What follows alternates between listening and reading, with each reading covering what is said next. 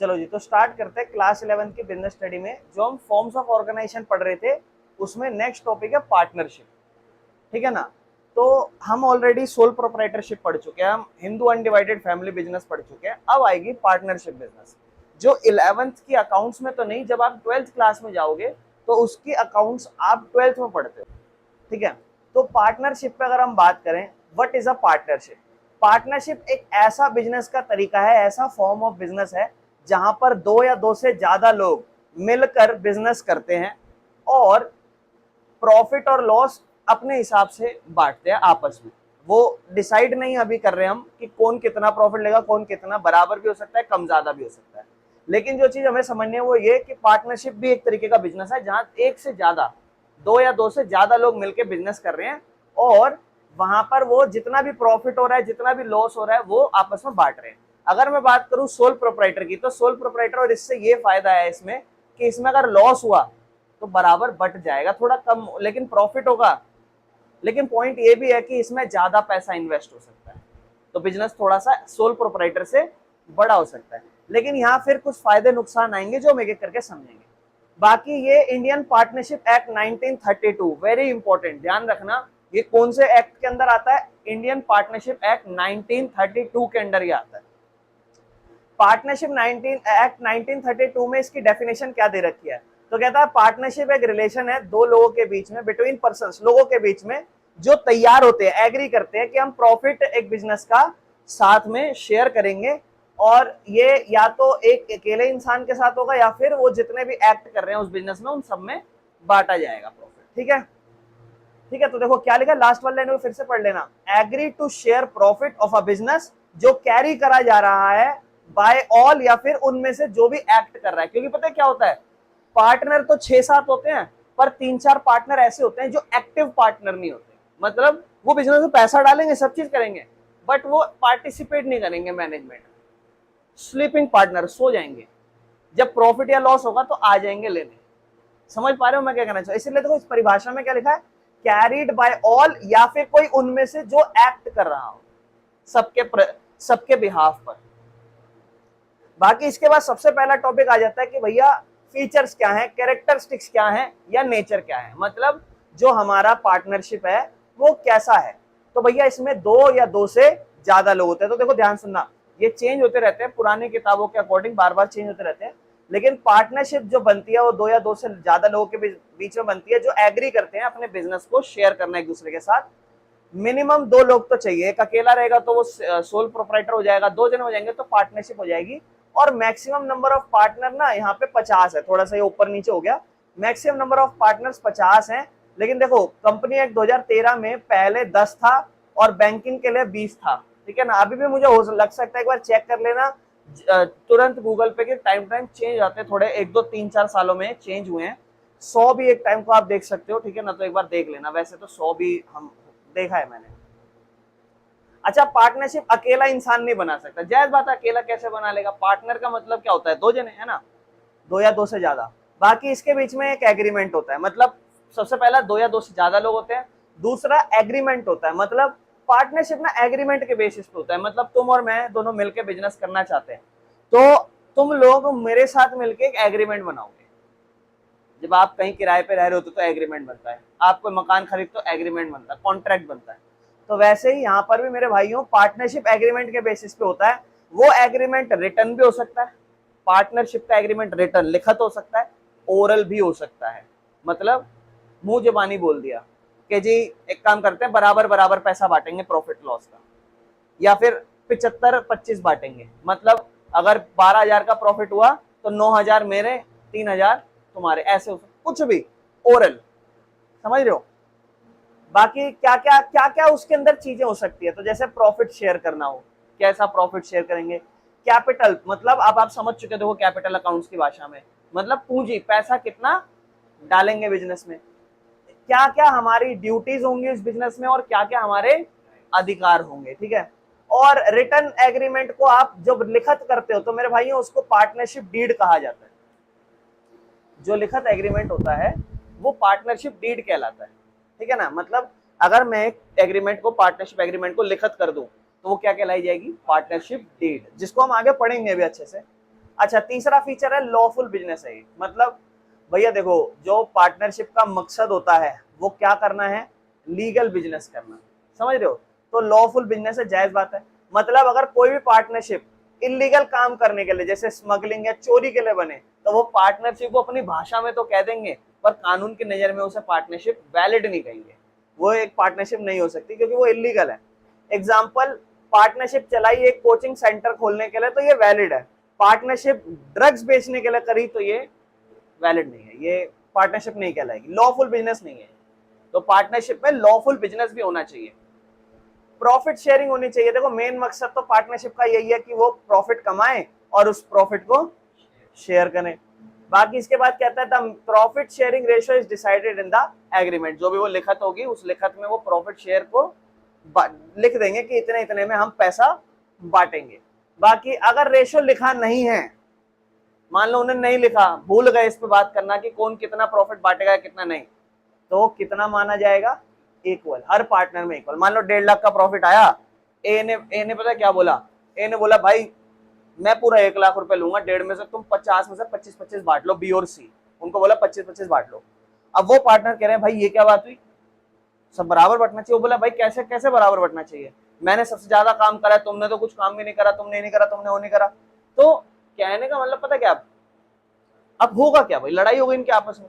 क्या हम देखेंगे कि क्या इन्होंने एग्रीमेंट मतलब पार्टनरशिप डीड उसमें इन्होंने कुछ लिख रखा है, पता चला वो इन्होंने बनाई नहीं, उस पर बात ही नहीं करी इन्होंने, तो फिर क्या होगा, तो भैया इनको फिर बराबर बांटना पड़ेगा, भले ही किसी ने ज्यादा मेहनत की हो, किसी ने लिखा नहीं है ना, मेंशन नहीं है ना ये काम, तो फिर बांटना पड़ेगा बराबर, समझ रहे हो। हाँ जी, आगे चले। म्यूचुअल एजेंसी बहुत इंपॉर्टेंट फीचर है। क्या, हर पार्टनर एक्ट करता है as an agent of the firm जब वो डीलिंग करता है आउटसाइडर से। जैसे मान लो एजेंसी समझते हो, एजेंसी कुछ नहीं होती, एक बड़ी सी कंपनी है और उसके बिहाफ पर जो भी काम करते हैं वो एजेंसीज होती है। मान लो एक छोटी सी एजेंसी खोली किसी भी कंपनी की, तो मैं एक तरीके से उसी का पार्ट, डायरेक्टली इनडायरेक्ट, क्योंकि मैं उसी के प्रोडक्ट तो बेच रहा हूँ, उसी को तो प्रमोट कर रहा हूँ। देखो अब ध्यान सुनो, ईच पार्टनर वो प्रिंसिपल हेड कहलाता है और वो रिस्पॉन्सिबल है जो भी वो एक्शन करता है बाकी partners. So any one partners decision can bind the entire firm. तो देखो पॉइंट क्या बोला, देखो यहाँ पर एक चीज समझो, ये कह रहा है म्यूचुअल एजेंसी है, हर पार्टनर काम करता है एज एन एजेंट, एजेंट के तौर पर काम करता है जब भी वो किसी से डील करता है बाहर के लोगों से। मान लो आप 3 पार्टनर हो, बिजनेस चला रहे हो, इनके रिश्ते में कोई था दूर का बंदा, वो बिजनेस में कुछ सामान खरीदना चाहता था, ये व्यापार करता है, तो ये गए बाहर जाके उन्हें बोला कि देखो जी हमारा बहुत अच्छा बिजनेस है, हमसे खरीद लो, ये कर लो वो कर लो। तो ये एज एन एजेंट वर्क करा, हाँ भले पार्टनर है लेकिन पार्टनर वर्क करते हैं एज एन एजेंट, ठीक है ना। और हर पार्टनर प्रिंसिपल भी कहलाता है, मतलब जिसके बिहाफ पे आप काम कर रहे हो वो प्रिंसिपल कहलाता है। तो हर पार्टनर प्रिंसिपल भी कहलाता है, मतलब हर इंसान जिम्मेदार है जो भी वो एक्शन कर रहा है। तो इसलिए ध्यान रखना, वो मान लो ये लेकर आया कल को और तुम्हारे बिजनेस में फ्रॉड कर दिया अपने रिश्तेदार का भला कराने में, तो इसके बदले से तुम्हारे बिजनेस में फर्क पड़ रहा है। तो इसलिए हर पार्टनर प्रिंसिपल है, मतलब उसका जो भी एक्ट है, एक्शंस है, वो दूसरे पार्टनरों को या बिजनेस को प्रभावित कर सकता है। और एक और चीज लिखी है, one partners decision can bind the entire, और एक पार्टनर का डिसीजन पूरे बिजनेस को अटका के रख देता है भैया, ठीक है। बाकी इसमें कहता है अगला टॉपिक अनलिमिटेड लायबिलिटी है, मतलब समझ चुके आप अनलिमिटेड लायबिलिटी बिजनेस स्टडी में, अगर नुकसान हो जाए बहुत ज्यादा तो घर से पैसा लाके भी चुकाना पड़ेगा। तो उस पार्टनरशिप में भी मेरे भाइयों पार्टनर्स की अनलिमिटेड लायबिलिटी होती है, अगर वो अपने कर्जे नहीं चुका सकते तो उन्हें पर्सनल प्रॉपर्टी लानी पड़ती है, लेकिन इससे जो है पार्टनरों का रिस्क बढ़ जाता है, ठीक है। तो जायज बात है, इससे रिस्क तो बढ़ेगा लेकिन कहीं ना कहीं हल्का फुल्का फायदा भी है, चलो एटलीस्ट सारे पार्टनर तो ला रहे हैं ना, बट फिर भी सोल प्रोप्राइटर से तो थोड़ा ज्यादा फायदा होगा। लेकिन हाँ, अनलिमिटेड लायबिलिटी हमेशा नुकसान होता है। नो सेपरेट लीगल एंटिटी, देखो इसमें क्या लिखा हुआ है, आपको याद है सोल प्रोप्राइटर में आपने बिजनेस स्टडी में पढ़ा था कि लीगल सेपरेट एंटिटी नहीं होती है, सेपरेट लीगल एंटिटी नहीं होते, मतलब मालिक और बिजनेस दोनों अलग नहीं होते बिजनेस स्टडी की भाषा में। अकाउंट्स की भाषा में आप सेपरेट लीगल एंटिटी पढ़ोगे, लेकिन बिजनेस स्टडी में आप नो सेपरेट लीगल एंटिटी पढ़ रहे हो। और यहाँ पर पार्टनरशिप में भी यही कहा गया है, नो सेपरेट लीगल एंटिटी, मतलब the partnership firm and the partner are considered one and the same in the eyes of law. कानून की नजर में दोनों एक ही है। मतलब ऐसा होता है, देखो जनरली कोई नुकसान कर देता है ना, तो बंदा पता क्या बोलता है, जी ये मेरे बिजनेस का नुकसान है, इससे मेरी पर्सनल संपत्ति का क्या लेना देना, मैं थोड़ा ना कहीं से करके दूंगा, हो गया बिजनेस चला रहे थे नुकसान हो गया। तो कोर्ट बोलेगा बेटा पार्टनरशिप और सोल प्रोप्राइटरशिप दोनों कानून की नजर में मालिक और बिजनेस दोनों एक ही है, दोनों अलग अलग नहीं है। इसका मतलब नुकसान हुआ या कुछ भी हुआ तो तुम्हें अपने घर से लाके पैसा देना पड़ेगा। इसीलिए तो अनलिमिटेड लायबिलिटी भी बन रही है। फर्म के पास कोई सेपरेट लीगल एंटिटी नहीं होती है, ठीक है ना। बाकी if the firm is sued the partners also personally liable. अगर मान लो फर्म को कर्जा या कुछ पैसा चुकाना पड़ा तो पार्टनर्स को लायबल होंगे, वो पैसा उन्हें देना पड़ेगा अगर बिजनेस नहीं दे पा रहा तो, ठीक है ना। क्योंकि जनरली बेटा क्या होता है ना, जो पार्टनर्स होते हैं ना वो फायदा उठा लेते हैं, बिजनेस में घोटाला कर देते हैं, खा पी के बैठ जाते हैं, बाद में कहते हैं हो गए जी हम क्या करें ये वो ऐसा समझ। लेकिन कानून ने कहा है कि तुम दोनों एक ही हो, अगर बिजनेस में कोई कर्जा देना पड़ेगा और बिजनेस नहीं दे पा रहा तो फिर इसलिए तुम्हारी लायबिलिटी क्या हो गई, अनलिमिटेड। बाकी भैया पार्टनरशिप के फायदे क्या होते हैं, तो हमने फीचर पढ़े, अच्छे बुरे दोनों हो सकते हैं फीचर, लेकिन अब फायदे ही फायदे पढ़ेंगे। आओ, बहुत आसान है इसे बनाना। क्यों, हमने ये तो पढ़ा है कि जो पार्टनरशिप एक्ट 1932 है वो उसके अकॉर्डिंग बिजनेस चलता है, लेकिन जरूरी नहीं है कि उसके तहत आपको अपने आप को रजिस्टर्ड कराना पड़ेगा अपने बिजनेस को, कि हम बिजनेस खोल रहे हैं पार्टनरशिप में, ये लोग सरकार से दस्तखत करा रहे हैं, ऐसा जरूरी नहीं है। क्यों, समझो। सबसे पहला पॉइंट मेरे भाई कहता है इसको बनाना बड़ा आसान है। क्यों, पार्टनरशिप बहुत ज्यादा आसान है और इसको स्टार्ट करना बड़ा आसान है। क्यों, सिर्फ एक एग्रीमेंट चाहिए, और वो एग्रीमेंट भी रिटर्न रख लो या फिर ओरल रख लो। रजिस्ट्रेशन कंपलसरी नहीं है, बहुत इंपॉर्टेंट पॉइंट है ये। सोल प्रोप्राइटर में भी इंपॉर्टेंट नहीं थी, हिंदू जॉइंट अनडिवाइडेड फैमिली में भी कंपलसरी नहीं थी, इसमें भी कंपलसरी नहीं है। करानी है तो करा सकते हो, कंपलसरी नहीं। और लीगल फॉर्मेलिटीज बहुत कम होती है, मिनिमम है, लीगल फॉर्मेलिटीज पे है ही नहीं जब रजिस्ट्रेशन ही जरूरी नहीं है तो। बाकी पेपर वर्क कम चाहिए। कंपनी से अगर हम बात करें तो मतलब जैसे पेपर वर्क फॉर्म वॉर्म भरने होते हैं वो बहुत ही ज्यादा कम है अगर आप रजिस्ट्रेशन करा रहे हो। कंपनी में बहुत ज्यादा लफड़े होते हैं। मोर कैपिटल एक फायदा है। क्यों, क्योंकि ज्यादा पार्टनर ज्यादा पैसा, ठीक है ना। आगे चलें, जिस वजह से फायदा क्या होगा, हेल्प करेगा बिजनेस को रन करने में और एक्सपेंड करने में। मान लो आपका पार्टनर है 4 पार्टनर, पैसा कम पड़ रहा है, 5वां ऐड कर लो, है कि नहीं। बाकी कंबाइंड नॉलेज एंड स्किल आती है। अब आपने सोल प्रोप्राइटर में पढ़ा था, सोल प्रोप्राइटर में अकेला ही बंदा मैनेजमेंट करता था तो इसलिए नुकसान में आ जाता था वो। लेकिन यहाँ पर अब आप 4-5 बंदे हो तो कंबाइंड सबके अलग अलग स्किल्स आएगी, सबके अलग अलग नॉलेज आएगी। तो मैं बात कर रहा था कंबाइंड नॉलेज एंड स्किल्स की। तो देखो सोल प्रोप्राइटर में अकेला बंदा, एक अकेले बंदे का दिमाग लगेगा, या ज्यादा लोग हैं, ज्यादा लोग मतलब ज्यादा लोगों का दिमाग, तो कंबाइंड स्किल्स लगेगी, हर एक इंसान की स्किल्स। अब मान लो अकेला बिजनेस चला रहे, अकेले के दिमाग लगेगा, आप 3 जने तो कंबाइंड स्किल्स आएगी और नॉलेज भी तीनों की आएगी, कोई ज्यादा समझदार कोई कम, अपना अपना चलेगा। तो अलग अलग पार्टनर अलग अलग स्किल लाएगा, अलग अलग एक्सपीरियंस लाएगा, अलग अलग नॉलेज लाएगा, तो इससे फायदा होगा। जैसे मान लो कोई फाइनेंस में अच्छा हो सकता है, कोई मार्केटिंग में अच्छा हो सकता है, तो अलग अलग काम, जिससे डिसीजन बेहतर निकल कर आएगा। बाकी रिस्क बट जाता है इसमें, तो एक फायदा देखो, क्योंकि लॉस होने का, जितना पैसा डालो उतना लॉस होने का चांसेस है, उतना रिस्क है। तो इसमें फायदा ये है कि आपका जो रिस्क है ना वो बट जाता है हर लोगों में। बाकी डिसीजन बेहतर निकलेगा। डिसीजन बेहतर क्यों निकलेगा मेरे भाई, आप बता सकते हो? ज्यादा लोग इन्वॉल्व है, ज्यादा लोग इन्वॉल्व, सब लोग मिलकर आपस में डिसीजन निकालेंगे तो बेटर डिसीजन आएगा as compare to sole proprietor, ठीक है ना। बाकी फ्लेक्सिबिलिटी इन ऑपरेशन, मतलब जो पार्टनर की फर्म है उसके पास फ्लेक्सिबिलिटी है, जो भी बिजनेस में वो चेंज करना चाहे आराम से कर सकती है। पार्टनर आराम से चाहे अपने रूल चेंज कर सकते हैं, आज वो आराम से चाहे अपना बिजनेस का टाइप चेंज कर सकते हैं, अपनी लोकेशन चेंज कर सकते हैं, बिना अपने आपस की म्यूचुअल कंसेंट। म्यूचुअल कंसेंट मतलब आपस में मिलके सहमति हो तीनों की, म्यूचुअल कंसेंट का मतलब ये होता है, ठीक है ना। कोई लीगल अप्रूवल नहीं चाहिए उन्हें, कोई सरकार से दरख्वास्त नहीं करनी कि हम अपने बिजनेस की जगह चेंज करना चाहते हैं, समझ पा रहे हो। बाकी प्राइवेसी की अगर हम बात करें तो देखो कंपनी की तरह तो नहीं है, लेकिन प्राइवेसी नुकसान भी है। देखो सच बताऊं, क्यों, सोल प्रोप्राइटर ज्यादा सीक्रेट रख पाता था या फिर ये सोल प्रोप्राइटर अकेला इंसान, लेकिन कंपनी से अगर आप कंपेयर करोगे तो ये ज्यादा अच्छा रख पाएगा। कंपनी में तो बहुत ही जने होते हैं, तो आपको बोलता है कि कंपनी की तरह नहीं है जहां पर आपको पब्लिक अकाउंट रखने पड़ते हैं, यहाँ पर आप अपने अकाउंट प्राइवेट रख सकते हो, किसी को नहीं पता आप कितना मुनाफा कमा रहे हो, चुपचाप से अपना कमा सकते हो, समझ रहे हो। लेकिन भैया इसके नुकसान भी हैं, फिर लिमिटेशन आ जाती है। पहली लिमिटेशन कह रहा है अनलिमिटेड लायबिलिटी एक नुकसान है। जायज बात है, अनलिमिटेड लायबिलिटी हमेशा ही एक नुकसान रहेगा किसी भी पार्टनर के लिए, समझ रहे हो ना। क्यों? क्योंकि अगर कल को कर्जा हुआ तो उस इंसान को अपने घर से पैसा ला के देना पड़ेगा। बाकी लिमिटेड कैपिटल हो जाती है। अब आप बोलोगे भैया सोल प्रोप्राइटर से तो ज्यादा है, लेकिन मेरे भाई कंपनी से तो कम है ना। तो लिमिटेड कैपिटल है, कैपिटल भले ही आप यहाँ 4-5 जने मिला रहे हो, पर जरूरी नहीं है जितना पैसा एक कंपनी में मिला सको उतना, फिर भी कम पैसा, इसलिए तो लोग फिर कंपनियां। तो देखो वही आसान नहीं है यहाँ पे आपके अपना ना। जनरली देखो मैक्सिमम पार्टनर 50 हैं, लिमिटेड पार्टनर है, तो आप आसानी से यहाँ पैसा नहीं उठा सकते। बाकी लैक ऑफ कॉन्टिन्यूटी है, स्टेबल नहीं है ये। क्यों स्टेबल क्यों नहीं है? मान लो एक पार्टनर मर जाए, रिटायर हो जाए, या दिवालिया बैंकरप्ट हो जाए, मतलब जितने इसके पास संपत्ति है उससे ज्यादा उसके पास कर्जे हो जाए, तो वो उस सिचुएशन में पार्टनर हट जाएगा। और मान लो वो अकेला ही पे आप निर्भर होते तो फिर आपकी पार्टनरशिप खत्म हो सकती है। तो ऐसा हो सकता है कि कोई बुरा हाल हो जाए तो बिजनेस बंद करना भी पड़ सकता है, तो रोकना पड़ सकता है। परमानेंट जरूरी नहीं है कि परमानेंट रहे।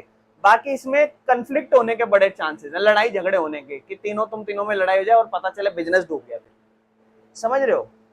डिफरेंस ओपिनियन, आपके अलग अलग दिमाग के ओपिनियन हो, या अनइक्वल वर्क करते हो आप, कोई बोले मैं ज्यादा काम करता हूँ तो नहीं करता है वो, या प्रॉफिट शेयर के इशू हो कि भाई मैं ज्यादा प्रॉफिट लूंगा तुम नहीं है वो, या फिर प्रॉब्लम्स आ रही हो।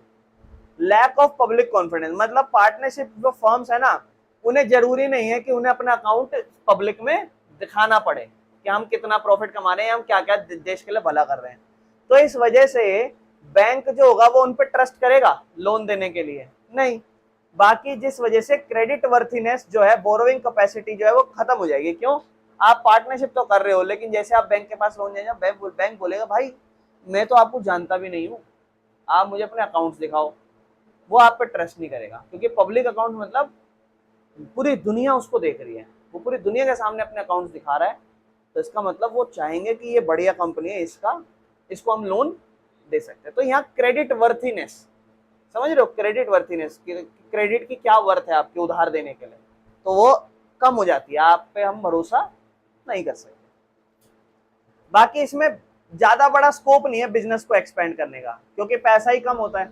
और एक चीज और ध्यान रखना है, जब पैसा धीरे धीरे बढ़ता है ना, तो एडवाइस करी जाती है कि इससे बढ़िया पार्टनरशिप को किस में कन्वर्ट कर लो, कंपनी में कन्वर्ट कर लो, समझ रहे हो? बाकी इसके भाइयों मेरे भाई नेक्स्ट टॉपिक जो आता है दैट इज कि पार्टनर्स के टाइप क्या है। ठीक है, देखो ये तो अभी आपने फायदे नुकसान खत्म करे हैं, अब पार्टनर्स के टाइप पढ़ेंगे। ठीक है, तो ध्यान सुनो। अगर हम बात करें टाइप्स ऑफ पार्टनर्स की, तो कहता है पार्टनर्स ना, पार्टनरशिप फर्म में ना सारे पार्टनर सेम रोल प्ले नहीं करते, सबके अपने अपने अलग अलग इन्वॉल्वमेंट और अलग अलग पैसा और अलग अलग लाइबिलिटी होती है। मतलब किसी की लाइबिलिटी लिमिटेड भी हो सकती है पार्टनरशिप में, ये भी हो सकता है। तो देखो 4-5 तरीके के पार्टनर है, active partner, sleeping partner, nominal partner, partner by estoppel, minor partner. और इनके क्या क्या रोल है ये मैं आपको बाद में पढ़ाऊंगा, एक एक करके पहले डीपली चलेंगे। यहाँ पे सबसे पहला एक्टिव पार्टनर। एक्टिव पार्टनर को वर्किंग पार्टनर कहा जाता है। मतलब ये पार्टनर रोजाना जो भी काम होते हैं बिजनेस में उनमें पार्टिसिपेट करेगा, सारे काम धंधे संभालेगा, ये पैसा भी डालेगा, टाइम भी डालेगा, एनर्जी भी डालेगा, स्किल्स भी डालेगा, सब काम करेगा बिजनेस में। और इसके पास पूरा अधिकार है कि ये डिसीजन ले सकता है बिजनेस में और किसी भी कॉन्ट्रैक्ट में ये एंटर कर सकता है, पूरा अधिकार है। प्रॉफिट और लॉस पूरे बांटेगा और लायबिलिटी इसकी अनलिमिटेड रहेगी। ये याद रखना है, ये जो पार्ट है ना बहुत ज्यादा इंपॉर्टेंट है। आपके फर्स्ट टर्म में इन 4 पार्ट से पक्का कहीं ना कहीं से क्वेश्चन हुआ, गारंटीड है, ये याद रखना, भूल भी जाते हैं हम लोग। एग्जाम्पल देखो, रमेश एंड सुरेश ने गारमेंट का बिजनेस स्टार्ट करा। रमेश वर्क करता है डेली बेसिस पे, मैनेज भी करता है दुकान को, तो इसलिए वो क्या कहलाएगा? अब आते हैं स्लीपिंग पार्टनर, जिसे डोरमेंट पार्टनर कहा जाता है। मेरे भाइयों ये क्या होता है? ये रोजाना बिजनेस के काम नहीं करेगा, नहीं रोजाना बिजनेस के काम नहीं करेगा, ये सिर्फ पैसा डालेगा और प्रॉफिट और लॉस बांटेगा। बताओ ये क्या काम कर रहा है? और ये यूजुअली बाहर को, आउटसाइडर को जानकार भी नहीं होगा। मतलब जैसे मान लो तुम 3 बिजनेस चला रहे हो, तुम कह रहे हो भैया हमारे बिजनेस में आ जाओ, हमारे बिजनेस में आ जाओ। तो मैंने कहा यार देखो तुम्हारा बिजनेस नया नया है, अगर सबको पता चल गया मैं तुम्हारे बिजनेस में आ गया तो मेरी रेपुटेशन बहुत ज्यादा है, या फिर मान लो मैं नहीं आ सकता, मुझे बाकी लोग मतलब छुप के रहना चाहता हूँ, ऐसा समझ लो। मैं छुप के रहना चाहता हूँ, तो मैं तुम्हारे साथ पार्टनरशिप में आ जाऊंगा, लेकिन मैं हूँ स्लीपिंग पार्टनर, डोरमेंट पार्टनर। मैं पार्टिसिपेट नहीं करूंगा, पैसा डाल दिया है मैंने, प्रॉफिट लॉस होगा मुझे दे देना, गाइड देखो मैं थोड़ा बहुत कर सकता हूँ अगर करना चाहूँ तो, बाकी लाइबिलिटी मेरी भी अनलिमिटेड है। ये कोई काम नहीं करेगा। जैसे ऊपर रमेश और सुरेश थे ना, तो सुरेश अब जो है वो स्लीपिंग पार्टनर है मेरे भाइयों। तीसरा आता है nominal partner, only lend his name to the firm. तुम लोग आए मेरे पास, तुमने कहा भैया आपका तो बड़ा नाम है मार्केट में, हमारे बिजनेस को बस यूं कह दो कि हाँ जी मैं इनके बिजनेस का अधिकार, मैं इनके बिजनेस का ही बंदा हूँ और इन्होंने मेरे साथ ही मिलकर शुरू करा है, बस अपना नाम दे दो हमें, जिससे हमारी वाहवाही हो जाएगी और लोग हमारे से सामान आके खरीदने लग जाएंगे। तो ये क्या करेगा, सिर्फ नाम दे देगा बिजनेस को। ये कोई पैसा नहीं डाल रहा, कोई काम नहीं कर रहा, कोई प्रॉफिट शेयर नहीं कर रहा, सिर्फ नाम दे रहा है, ठीक है ना। और इसके नाम से एक फायदा और ट्रस्ट हो जाएगा मार्केट में, और ये लाइबल तो हो जाएगा लेकिन बाकियों को क्यों, क्योंकि अगर तुम खराब माल बेचो या दिक्कत हो जाए तो बंदे आके किसको बोलेंगे, मुझे बोलेंगे कि भाई साहब ये क्या कर दिया, आपका नाम लेके तो हम आ गए और ये तो नुकसान वाली चीज हो गई हमारी। तो ये समझ में आया, जैसे एक सेलिब्रिटी अलाउ करता है अपना नेम दूसरे में, लेकिन वो पैसा नहीं डालता, कहता है अरे मेरा ही बिजनेस है, ऐसे समझ इस तरीके। पार्टनर बाय एस्टोपेल होल्डिंग आउट, बड़ा मस्त, ध्यान समझना। a person who act like a partner, एक पर्सन है जो पार्टनर की तरह एक्ट कर रहा है पार्टनर की तरह, या अलाउ कर रहा है लोगों को विश्वास करने में कि मैं इस बिजनेस का पार्टनर हूं। मान लो तुम आए, जैसे रेहान आया, तुम दोनों का बिजनेस है, मैं बाहर बैठा हूँ कहीं ऐसे रोड, तो मैं तुम्हें जानता हूँ, तो ये आया बाहर, बोला यार मुझे ना जीन्स चाहिए बहुत अच्छी सी, अरे मेरी खुद की दुकान है आओ, हूँ नहीं पार्टनर, अरे मेरी खुद की दुकान है आओ, तो तुम लोग आए, बोले ये आया, बोले दिलवा दो, अरे मेरे ये सर अपनी है खरीदो, कोई ये मुझ पर विश्वास करता है और मैंने इसको सामान दिलवा दिया। और ये बोले कि क्या आपकी दुकान है क्या, अरे हाँ मेरी अपनी समझे इसे दुकान। ये पार्टनर बाय एस्टोपेल या होल्डिंग आउट, समझ में आ रहा है, कोई दिक्कत है, कंफ्यूजन तो बताओ, सही है ना। ये ऑफिशियली पार्टनर नहीं है लेकिन ये लायबल होगा, जायज बात है, इसको नुकसान हो जाएगा, कल को जींस फटी या कुछ हो जाए मेरे पे तो आएगा, बोले भाई तुमने तो बोला था तुम्हारी दुकान है ना, इस तरीके से। If they deal with the firm thinking he is a partner, लेकिन जब ये डील करता है तो फर्म जो भी है वो सोचती है कि हाँ ये पार्टनर ही है एक तरीके से, ठीक है ना, मतलब ये पार्टनर नहीं है लेकिन ये एकदम से ऐसी सिचुएशन बन जाती है कि अपने आप ही पार्टनर बन जाता है, लेकिन ये ऑफिशियली नहीं है। एग्जाम्पल, राहुल ने अटेंड करी मीटिंग और पार्टनर की तरह काम करा, कस्टमर को डील करवाया, बिकॉज ऑफ फर्म राहुल जो है ना वो एक पार्टनर ट्रीट करा जाएगा बाय एस्टोपेल। बाकी माइनर की बात करूं, माइनर जो 18 साल से कम का है वो कभी भी फुल पार्टनर नहीं बन सकता, लेकिन उसको एडमिट करा जा सकता है कि वो बिजनेस के फायदे उठा सके, है ना। मतलब पहली बात तो ध्यान रखना, कभी भी जो बिजनेस हो जिसमें माइनर हो तो वो पार्टनर नहीं बन सकता, ये बात ध्यान रखना, कभी भी नहीं बन सकता, इलीगल है, बना ही नहीं सकते आप, इलीगल भी नहीं कहूंगा मैं इसे, बना सकते हो, इलीगल तो वो हो गया कि कर ही नहीं सकते, वो गैर कानूनी, नहीं, इलीगल नहीं है। माइनर 18 साल से कम की उम्र का पार्टनर कभी भी नहीं बन सकता, फुल पार्टनर नहीं बन सकता, एक्टिव वो सब पार्टनर नहीं बन सकता, लेकिन ये बिजनेस में ऐड करा जा सकता है बिजनेस के फायदे के लिए, और ये प्रॉफिट पूरा लेगा लेकिन लॉस में इसका कोई पार्टिसिपेशन नहीं है। अगर आप चाहो तो कहीं भी बिजनेस में बन जाओ, और जरूरी भी नहीं है सब पैसा डालोगे कि नहीं, लेकिन एक चीज ध्यान रखना बेटा, जब ये 18 साल का हो जाएगा ना तो इसको डिसाइड करना पड़ेगा कि ये फुल पार्टनर बनेगा या फिर उस फर्म को छोड़ देगा, समझ पा रहे हो, एक नोटिस देना पड़ता है। लेकिन एक चीज और है, आप पढ़ लेना एक बार बुक में, प्रॉपर कंफर्म नहीं है, आफ्टर 6 मंथ जब उसका बर्थ हुआ, जब हमने उसको नोटिस दिया नहीं दिया, आफ्टर 6 मंथ अगर उसने कोई नोटिफिकेशन या उसने कोई स्टेटमेंट नहीं दिया तो वो ऑटोमेटिकली बिजनेस का पार्टनर बन जाता है, ध्यान रखना, ठीक है। बाकी अब देखो एक और चीज लिखी है ना, एक 17 साल का पार्टनर है, वो अभी रिस्पॉन्सिबल नहीं है कर्जे के लिए, लेकिन जब 18 का हुआ और उसने वेदर टू स्टे और नॉट, 18 साल का होगा तो वो डिसाइड करेगा कि क्या वो इस बिजनेस का पार्टनर होगा या नहीं होगा। बाकी टाइप्स ऑफ पार्टनरशिप पे हम अगली क्लास में बात, समझ में आया टाइप्स ऑफ पार्टनर। अब देखो अब ये वाला पार्ट पढ़ते हैं। एक्टिव पार्टनर रोज काम करता है, लायबिलिटी कैसी होगी, अनलिमिटेड और फुल्ली इन्वॉल्व होगा। स्लीपिंग पार्टनर काम नहीं करेगा, लायबिलिटी अनलिमिटेड होगी लेकिन इन्वॉल्वमेंट इसकी नहीं होगी, ठीक है ना। नॉमिनल पार्टनर सिर्फ नाम देता है लेकिन लायबिलिटी इसकी भी अनलिमिटेड है, भाई जवाबदेही तो है ये, और ये इन्वॉल्वमेंट इसकी भी नहीं है। एस्टॉपल एक्ट करता है पार्टनर की तरह, लायबिलिटी इसकी भी अनलिमिटेड है। अनलिमिटेड मतलब जवाबदेही, कि किसको जवाब दोगे अगर नुकसान हो गया तो देना पड़ेगा जवाब इस इंसान को। और ये रियल पार्टनर तो है ही नहीं मेरे भाई, माइनर सिर्फ प्रॉफिट लेता है और लायबिलिटी इसकी लिमिटेड है। क्यों? क्योंकि नुकसान तो ये झेलता ही नहीं है और इसका कोई कंट्रोल नहीं है, इन्वॉल्वमेंट इसकी कुछ नहीं है, अकेला कोई डिसीजन नहीं ले सकता, या फिर 4-5 बंदों में इसके जरूरी नहीं इसके डिसीजन भी मैटर करेंगे। इसके बाद बिजनेस कितने टाइप के होते हैं पार्टनरशिप में, ये पढ़ेंगे। तो हमने पार्टनरों के टाइप पढ़े हैं, अब हम पार्टनरशिप के टाइप्स की बात करेंगे। अगर हम बात करें पार्टनरशिप के टाइप्स की, तो पार्टनरशिप भी ना दो तरीके की हो सकती है। एक तो पार्टनरशिप टाइम के बेसिस पे हो सकती है कि पार्टनरशिप कितनी लंबी चलेगी, और एक पार्टनरशिप होती है जिम्मेदारी के ऊपर, मतलब पार्टनर्स के नुकसान या डेप्ट के ऊपर, उनकी जिम्मेदारियों के ऊपर क्या क्या होती है हम समझेंगे अच्छे से। अच्छा, ड्यूरेशन के हिसाब से पार्टनरशिप एट विल, इस वाले पार्ट को हम लास्ट में पढ़ेंगे, पहले एक करके हम पढ़ते हैं। तो मान लो जो पार्टनरशिप ड्यूरेशन के बेसिस पे है, टाइम के बेसिस पे है, तो वो दो टाइप की होगी। एक होगी पार्टनरशिप एट विल और एक होगी पर्टिकुलर पार्टनरशिप। मतलब पार्टनरशिप एट विल में आप पार्टनरशिप देखोगे उसका कोई फिक्स टाइम पीरियड नहीं होगा, ठीक है, ये कंटिन्यू हो सकती है जितनी देर पार्टनर इसको चलाना चाहे, और ये जब मर्जी बंद करना चाहे तो बंद भी हो सकती है। जब उन्होंने स्टार्ट करी तो उनको कोई मकसद नहीं है बंद करने का, या कोई स्पेसिफिक टाइम नहीं है कि हम 5 साल तक चलाएंगे या 6 साल तक चलाएंगे, ठीक है। ये जनरली छोटे बिजनेस में चलता है। एग्जाम्पल, रमेश और सुरेश जो थे पार्टनर, उन्होंने दुकान खोली और डिसाइड करा कि पार्टनरशिप जो है वो कितना लंबा जो चलाना चाहते हैं वो अपना इच्छा अनुसार चलाएंगे, मतलब उनकी इच्छा है, जितना मन करेगा उतना लंबा चलाएंगे।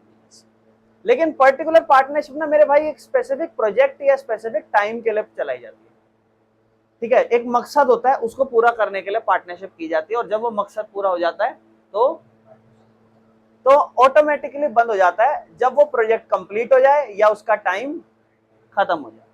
तो ये एक ऐसी पार्टनरशिप। एग्जांपल, दो लोगों ने पार्टनरशिप करी एक फ्लाईओवर बनाने की, तो जब वो फ्लाईओवर बन जाएगा तो उनकी पार्टनरशिप क्या हो जाएगी, खत्म हो जाएगी। और ये पार्टनरशिप एट पर्टिकुलर पार्टनरशिप है, यानी कि टाइम के बेसिस पे दो टाइप की पार्टनरशिप होती है। क्लियर है? चलें आगे। लेकिन दूसरी आती है मेरे भाई लायबिलिटी के बेसिस पे, जनरल पार्टनरशिप। जितने भी पार्टनर होते हैं सबकी लायबिलिटी अनलिमिटेड होती है, ठीक है। All partner take part in business, जितने भी पार्टनर हैं वो बिजनेस में पार्ट लेते हैं। हर पार्टनर जिम्मेदार होता है अपने एक्शन के लिए, और ये सबसे कॉमन पार्टनरशिप है इंडिया में जो चलती है। जैसे एक जनरल स्टोर चल रहा है, 3 पार्टनर चला रहे हैं, अगर स्टोर अपना कर्जा नहीं चुका पाया तो हर इंसान को अपनी पर्सनल संपत्ति लानी पड़ेगी, यानी कि जनरल पार्टनरशिप है। ऐसी पार्टनरशिप जहां पे सबकी लायबिलिटी अनलिमिटेड है, नुकसान हुआ, बहुत बुरे कर्जे में आए, सबको चुकाना पड़ेगा। लेकिन दूसरी पार्टनरशिप होती है मेरे भाई लिमिटेड पार्टनरशिप। अच्छा, लिमिटेड पार्टनरशिप में दो तरीके के पार्टनर होते हैं, लिमिटेड पार्टनर और जनरल पार्टनर। लिमिटेड पार्टनर मतलब एक ऐसा पार्टनर जो सिर्फ कैपिटल इन्वेस्ट करेगा, उसकी लायबिलिटी भी लिमिटेड है और वो मैनेजमेंट में भी हिस्सा नहीं लेगा। लेकिन जनरल पार्टनर ऐसा है जहां पे वो सारे बिजनेस को मैनेज करेगा, लायबिलिटी भी उसकी अनलिमिटेड होगी, ठीक है ना। क्लियर है? तो एक बार फिर से बात करता हूं दोबारा, लायबिलिटी के हिसाब से दो टाइप की पार्टनरशिप होती है, जनरल पार्टनरशिप और लिमिटेड पार्टनरशिप। जनरल पार्टनरशिप ऐसी पार्टनरशिप है जहां पे हर पार्टनर्स की लायबिलिटी अनलिमिटेड है, ठीक है ना, और ये बेसिक टाइप का बिजनेस है जो आप जनरली बाहर कभी भी कहीं भी देखते हो।